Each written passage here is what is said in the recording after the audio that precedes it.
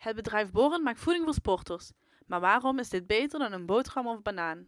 Nou, ze zijn ook goed voor je lichaam. Ze worden iets sneller opgenomen dan een boterham.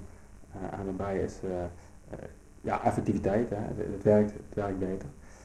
Maar ook vooral is ook praktisch. Een boterham wegkouwen, je kan je voorstellen als de naam Tom Dumoulin tijdens een Tour de France een paar boterhammen moet wegstouwen en wegkouwen tijdens een 200 kilometer rit bergop. Ja, dat gaat hem niet lukken. Dat gaat gewoon niet lukken. En dan komt zo'n energiereepje, dat hap je in 2, 3, 4 happen gewoon helemaal weg. En je hebt dezelfde energiewaarde. Of misschien wel beter. Okay.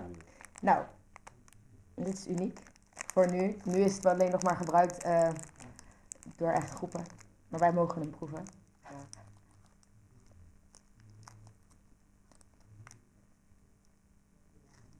Het koudt inderdaad veel makkelijker weg dan een boterham. Ik vind hem serieus best wel lekker.